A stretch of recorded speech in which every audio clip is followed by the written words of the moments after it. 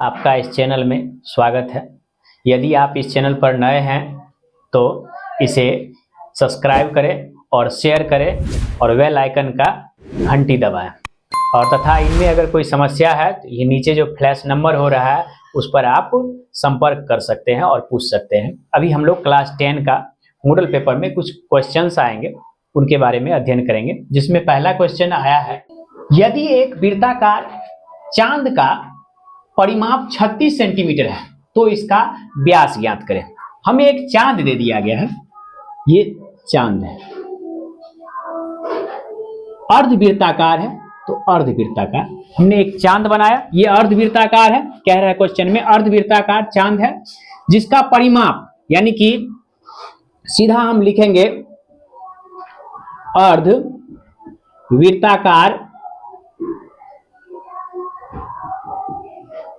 चांद का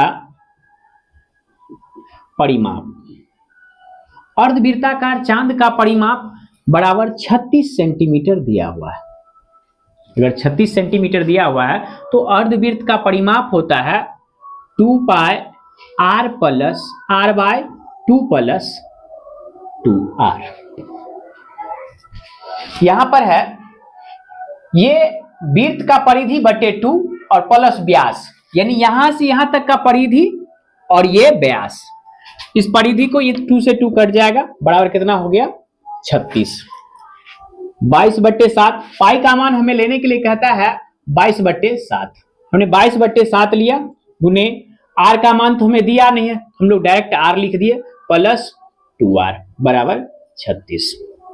अब यहां पर आर दोनों में है तो कॉमन ले लेते हैं, आर कॉमन ले लिए, ये आ गया 22 प्लस और साथ में यहां पर नहीं कुछ है तो 1 यानी कि इसका लघुत्तम ले लेते हैं 4/2 बराबर 36। ये 7 था, सॉरी 7 था तो 7 दूना 14 हो गया बटे 7 बराबर 36, यानी कि r बराबर 36 गुने 7 बटे ये 22 और 14 को जोड़ते हैं तो ये 36 हो जाता है। 36 को 36 से काट दिए बराबर 7 सेंटीमीटर। अब हमें ये त्रिज्या निकला, यानी r बराबर त्रिज्या यानी r बराबर 7 सेंटीमीटर।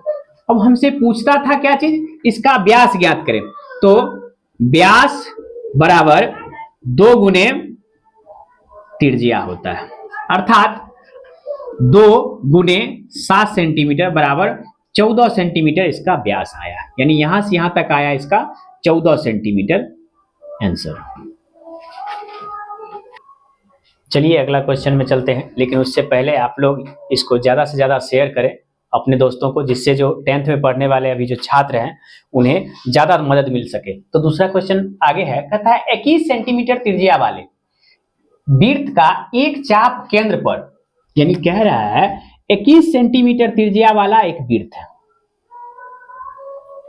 ये एक वृत्त है, ये वृत्त जो है केंद्र पर एक चाप को आंतरित करता है, जिसके कारण ये केंद्र पर कितना डिग्री कोण बनाता है, 120 डिग्री कोण बनाता है, 120 डिग्री का कोण आंतरित करता है। अब 21 सेंटीमीटर त्रिज्या है तो ये त्रिज्या हो जाएगा 21 सेंटीमीटर और ये त्रिज्या हो जाएगा 21 सेंटीमीटर। इस चाप के कारण ये जीवा है, जीवा के कारण ये चाप जो बना है उस चाप की लंबाई हमसे पूछता है। हमसे पूछा जा रहा है कि इस जीवा के कारण जो चाप बना है उस चाप की लंबाई ज्ञात करें। तो हम लोग को पहले दिया हुआ है क्या चीज, सॉल्यूशन देख लेते हैं। दिया हुआ है त्रिज्या, त्रिज्या बराबर 21 सेंटीमीटर, त्रिज्या को r से सूचित किया जाता है, और दूसरा दिया है कोण, वृत्त का एक चाप के केंद्र पर 120 डिग्री कोण, यानी कि थीटा बराबर 120 डिग्री। अब हम लोग से ये चाप की लंबाई तो सीधा होता है, चाप की लंबाई बराबर, चाप की लंबाई होता है थीटा बटे 360, पाई गुने 2 पाई आर, थीटा बटे 360 गुने 2 पाई आर। ये 2 पाई आर हो गया वृत्त का, ये वृत्त का जो है परिधि हो गया, यानी कि ये पूरा वृत्त का क्या हो गया, परिधि हो गया। लेकिन हम क्यों पूछता क्या है, हमसे पूछता है इतना ही दूर, यानी ये छोटा सा इस थीटा के कारण जो कोण बना था उतना का जो है माप निकालने के लिए। तो थीटा का मान हम यानी कि यहां से यहां तक का जो थीटा का मान है वो रख देंगे। थीटा का मान है 120 डिग्री और 360 बट्टे में 360 गुने, यहां पर 180 भी रह सकता है। जिस समय 180 रहेगा तो वो लिखा होगा थीटा बटे 180 गुने पाई आर। ये 2 नहीं होगा, इसमें कंफ्यूजन नहीं होना है। ये कंफ्यूजन हो सकता है कि 2 नहीं रहना है, या तो 180 डालेंगे तो 2 नहीं डालेंगे और 360 डालेंगे तो 2 डालना होगा। तो हम 360 डाले हैं तो 2 गुने 22 बटे 7 गुने त्रिज्या दिया हुआ है 21 सेंटीमीटर। तो 21, 7 का टेबल 3 बार पढ़ते हैं, 7 या 21 हो जाता है। और साथ में इस जीरो से इस जीरो को काट दिए, 12 का घात 3 बार पढ़ेंगे तो 12 या 36 हो जाता है। और 3 एकम 3, यानी टोटल कट गया। बचा क्या अब इसके पास, तो 2 गुने 22 सेंटीमीटर अर्थात चाप की लंबाई 44 सेंटीमीटर आंसर।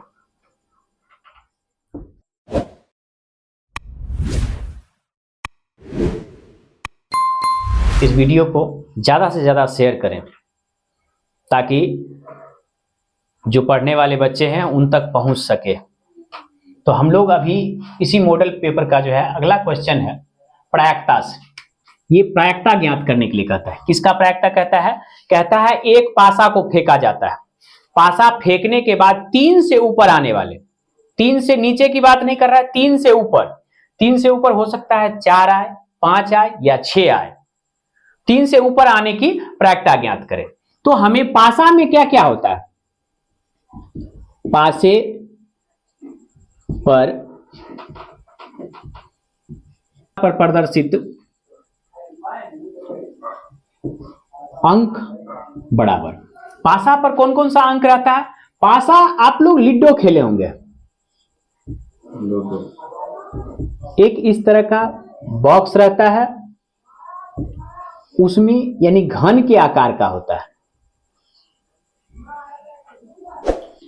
ये पासा रहता है, घनाभ के आकार, एक बेलट के आकार का होता है, लंबा होता है, घनाभ के आकार का होता है।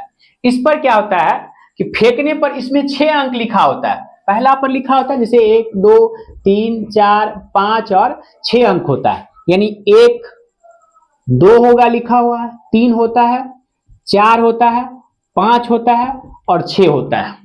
रामायण कहते हैं, महाभारत में जो है मामा शकुनी जो है जो फेंकता था वही पासा रहता था, जिस पर लिखा होता था 1 2 3 4 5 और 6, जिसके कारण महाभारत हो गया था। तो ये 6 अंक है, पासा पर कुल कितने अंक है, 6 अंक है। अब हमसे पूछता है 3 से ऊपर, यानी कि 3 से ऊपर वाले अंक, 3 से ऊपर कौन कौन सा अंक हो सकता है, 4 हो सकता है, 5 हो सकता है, 6 हो सकता है, यानी 3 से ऊपर कितने अंक है, 3 अंक है। ये पासा नहीं समझे आप लोग, लिडो कभी खेलते हैं, लिडो उसका छकड़ी होता है, छकड़ी पर देखे होंगे 6 तक लिखा हुआ था, 1 2 3 4 5 6 बुनका दिया होता है, 1 2 3 1 2 3 6 हो गया। इसमें 1 2 इस तरह का रहता है, 1 रहता है, 1 2 3 रहता है, 1 2 3 4 रहता है, और 1 2 3 4 और बीच में एक 5 रहता है। इस तरह का एक बॉक्स बना रहता है, उसमें रहता है। अब यहां पर हमें मिल गया, तो हमसे अब पूछता है 3 से ऊपर आने की प्रायिकता, यानी कि हम लिखेंगे 3 से 3, यानी कि अंक 3 से ऊपर आने की प्रायिकता बराबर क्या हो जाएगा, बराबर हो जाएगा अभिप्रयोगों की संख्या जिस पर घटना घटित होता है, अभिप्रयोगों की संख्या जिस पर घटना घटित, यानी घटना घटने वाला संख्या कितना है, 3 है, जिस पर घटना घट रहा है वो संख्या 3 है। और कितने में से घटना घट रहा है, तो 6 संख्या यानी कुल परीक्षणों की संख्या जो है 6 है। परीक्षण जिसमें घटना घटा है वो 3 है और कुल परीक्षण कितना है 6 है, यानी कुल परीक्षण यानी परीक्षण जिसमें घटना घटित होता है बटे कुल परीक्षण। तो ये 3 का घात एक बार पढ़ेंगे और 3 दूना 6 यानी कि 1/2 अर्थात 1/2 आंसर हल। अगला क्वेश्चन है चौथा नंबर, कहता है द्विघात समीकरण यानी द्विघात सूत्र का प्रयोग करके समीकरण x² + 12x + 35 = 0 का हल निकालें। द्विघात सूत्र यानी कि श्रीधराचार्य जो है वो सूत्र दिया था x बराबर -b ± √d/2a, इस श्रीधराचार्य सूत्र कहा जाता है। लेकिन यहाँ पर लिख दिया है द्विघात सूत्र, तो आप लोग कंफ्यूजन नहीं होइएगा, दोनों सेम ही होता है। द्विघात सूत्र का प्रयोग करके x² + 12x + 35 = 0 का हल ज्ञात करें। देखिए इसको ज्ञात करने के लिए सबसे पहले हम लोग a मानते हैं। a बराबर दिया हुआ है 1, यहां पर कुछ नहीं है, इसका गुणांक क्या है यानी कोफिशिएंट 1 है और b का कोफिशिएंट यानी कि x का कोफिशिएंट 2 है, तो b बराबर 12 और यहां पर c यानी अचर पद अगर कितना है तो अचर पद 35 दिया हुआ है। अब हम लोग निकालना क्या है विवेकचक यानी कि विवेकतर कहते हैं, विवेचक कहते हैं, डिस्क्रिमिनेंट होता है। यहां पर ये निकालेंगे बराबर क्या होता है b² - 4ac यानी कि b का मान है 12 का स्क्वायर माइनस 4 गुने 1 गुने 35, अर्थात अगर इसको सॉल्व करते हैं तो 12 को 12 से गुना करते हैं तो 144 होता है और 35 को 4 से गुना करते हैं तो 35 को 4 से गुना करेंगे तो 140 हो जाएगा। अब 144 में से 140 घटाएंगे तो ये हो जाएगा 4। अब श्रीधराचार्य का सूत्र का प्रयोग करते हैं यानी कि द्विघात सूत्र में x बराबर होता है -b ± √d/2a। अब -b का मान यानी -b का मान दिया हुआ है 12 और प्लस माइनस √4 बटे प्लस माइनस इसलिए दिया आता है क्योंकि ये रूट है, यानी वर्गमूल से अगर कोई संख्या निकलता है तो धनात्मक और ऋणात्मक दोनों हो सकता है। धनात्मक संख्या का भी वर्ग करेंगे तो धनात्मक के होगा, ऋणात्मक संख्या का भी वर्ग करेंगे तो ऋणात्मक होगा, इसलिए प्लस माइनस का सिंबल दिया आता है। और 2a का मान दिया हुआ है 1, अर्थात अब इसको हम लोग सॉल्व कर लेते हैं। ये आएगा -12 प्लस माइनस ये 4 का वर्गमूल निकालेंगे तो 2/2। अब अल्फा यानी पहला मूल्य क्या होगा, पहला मूल्य को हम लोग अल्फा मानते हैं तो अल्फा बराबर क्या होगा -12 प्लस 2/2 बराबर -10/2 बराबर -5। अब दूसरा क्या होगा, दूसरा होता है बीटा, तो बीटा बराबर क्या होता है, बीटा ऐसे नहीं लिखाता है, ऐसे रहता है। बीटा बराबर होता है -12 और यहां पर एक बार प्लस लिए दूसरा बार माइनस लेंगे, -2/2 यानी कि -14/2 बराबर -7। अब ये आ गया, ये इसका मूल्य क्या आ गया हल निकालने के बाद, तो अल्फा बराबर आया -5 और बीटा बराबर आया -7, यानी इसका मूल्य हो गया -5 और -7 आंसर। अगला क्वेश्चन है, अगला क्वेश्चन एपी का है। अभी हम लोग महत्वपूर्ण क्वेश्चन के बारे में जानकारी कर रहे हैं, यानी कि वो क्वेश्चन जो सबसे इंपॉर्टेंट है, यानी एग्जाम में आएगा ही आएगा लगभग। तो इसके लिए हम लोग सॉल्यूशन करते हैं। ये है अर्थमेटिक प्रोग्रेशन यानी समांतर श्रेणी का। समांतर श्रेणी का एक क्वेश्चन दिया हुआ है जो कह रहा है 3, 8, 13, 18, 23 ... का 15वां पद निकालें। यानी 15वां पद मतलब पद का मतलब हो गया क्या चीज an, यानी a15 का मान हमको ज्ञात करना है। तो हमें a बराबर दिया यानी प्रथम पद बराबर दिया है 3 और सार्वंतर यानी कि d बराबर होता है दूसरा पद माइनस पहला पद। क्यों, क्योंकि पहले ही कह दिया है एपी में है, जब एपी में है तो हम चेक करने की कोई आवश्यकता नहीं है, सीधा क्या करेंगे दूसरा पद माइनस पहला पद, यानी 8 - 3 बराबर 5। अब हमसे सीधा कह रहा है 15वां पद यानी कि 15वां पद, तो 15वां पद बराबर a15 तो A15 में हम लोग एक सूत्र जानते हैं, an का सूत्र होता है, अंतिम पद का सूत्र होता है a plus n minus 1 into D, यानी a बराबर an बराबर, यानी an बराबर पहला पद प्लस पदों की कुल संख्या माइनस 1 गुने सार्वंतर, अर्थात ये आ गया हमें। तो a का मान दिया कितना है, 3 दिया है, 3 प्लस n का मान, तो n का मान 15 दिया है, 15 माइनस 1, और d हम निकाले थे क्योंकि ये दिया था, सब यही देगा तो हमसे निकलेगा क्या, तो d हम निकाले थे 5, अर्थात ये आया 3 प्लस 14 गुने 5।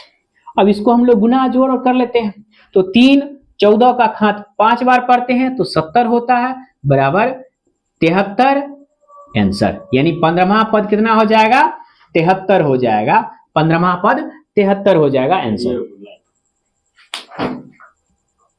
वीडियो अच्छा लग रहा है तो लाइक शेयर और सब्सक्राइब भी कीजिए, जिससे ज़्यादा से ज़्यादा लाइक हो सके आप लोग, और साथियों को भेजिए जो कि उसमें जुड़ सके।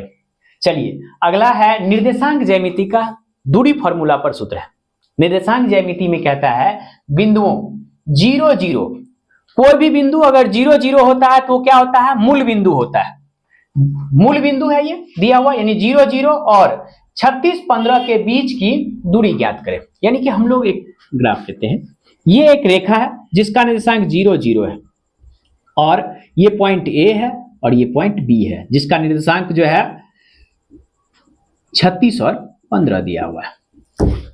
अब हमसे पूछता है दूरी ज्ञात करें, तो हम लोग सीधा पढ़े थे, अगर इसको x मानते हैं तो x1 बराबर 0, x2 बराबर 0, सॉरी y1 बराबर 0, और x2 बराबर 36 और y2 बराबर 15। सीधा फॉर्मूला आता है मूल बिंदु से, यानी कि मूल बिंदु से किसी बिंदु की दूरी बराबर होता है रूट अंडर x का स्क्वायर प्लस y का स्क्वायर। सीधा कर लेते हैं, लेकिन हम लोग सूत्र के साथ पढ़ेंगे, यानी कि AB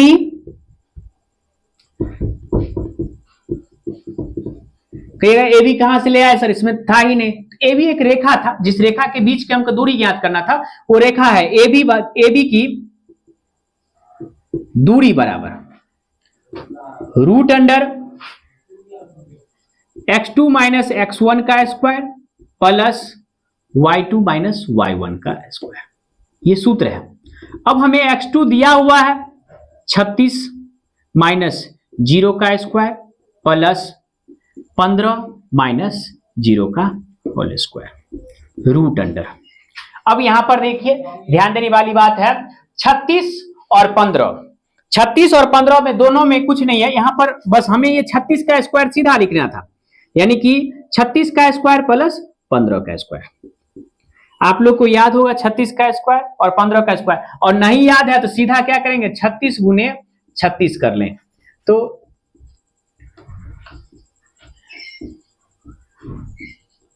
यानी कि सॉरी ये 10 होगा, यानी 6 9 और 2 1, यानी कि 1296 हो जाएगा।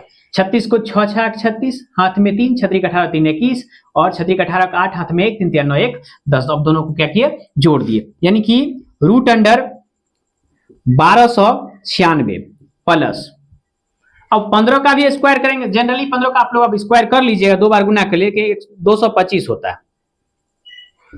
15 को 15 से गुना करते हैं तो 225 होता है, अर्थात अगर इसका हम लोग वैल्यू दोनों को जोड़ना होता है, जोड़ना है, ये आ गया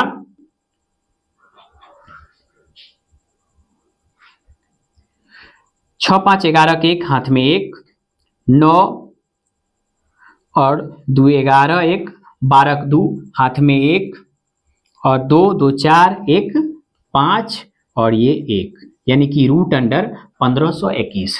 अब 1521 का वर्गमूल निकालेंगे, वर्गमूल निकालने का सबसे अगर डिफिकल्ट, वैसे तो हम सीधा लिख सकते हैं 39 होता है आंसर, 39 इकाई आंसर, लेकिन वर्गमूल आप लोग निकाल लीजिए क्योंकि आप लोग को उतना ध्यान है नहीं, तो 15 गुने 21, 15 21 का वर्गमूल निकालना था, कितना से 2 अंक में जो, और 21 का अगर वर्गमूल निकालते हैं तो पहले साइड से जोड़ा लगाते थे।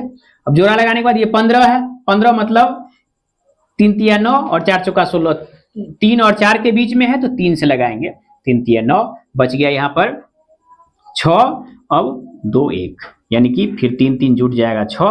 अब यहाँ पर लगाना कितना से है भाई, यहाँ पर लगाना है 9 से, तो 9 9 81 और 9 6 के 54 और 8 62, यानी कि ये आ गया 39, 9 2 18 का 8 हाथ में 1 78। ये हमेशा इसका दुगुना होता है। अब ये आ गया 39 वर्ग का ही आंसर।